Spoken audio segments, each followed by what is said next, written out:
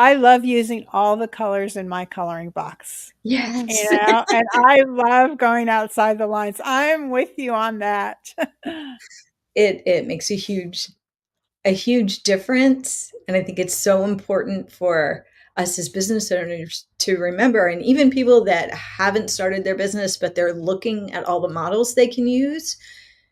What can you take from that model that feels really, really good to you? And what can you leave? You Yeah. know, you don't have to take every piece. Take Mhm. what feels really good to you, and you'll find the model that works for you. Yeah. How does collaboration fit into all of that? Yeah. It's, when we first started talking, I really started thinking about collaboration and kind of how it's worked for me over time.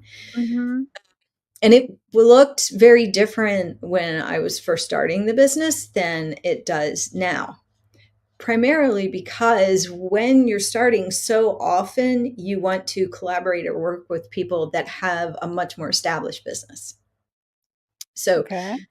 collaboration can be anything from, doing a master class together to doing a live together to running a summit together. It can Yeah. cover a huge scope, but when you're just starting out, you may not have a giant list. You may not have giant reach on social. And really, to grow the way you probably want to, you want to work with people that have more reach than you do.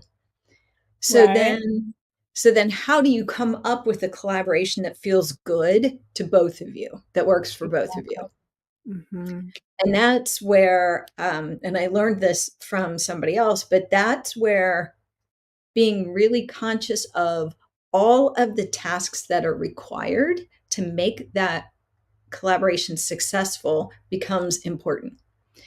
Because if Mhm. the other person has a 5,000 person list and you have a 100-person list, you probably need to do a little bit more to get this collaboration up and moving than the person that's really bringing the names and the list Yes. to the group.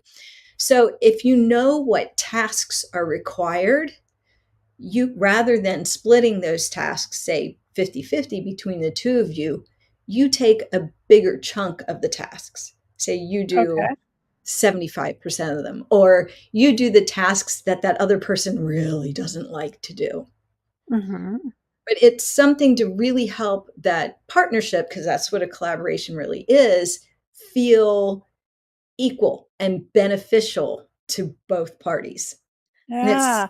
such a simple way to take away that concern about working with somebody who may have a much bigger reach than you do. That is really good insight.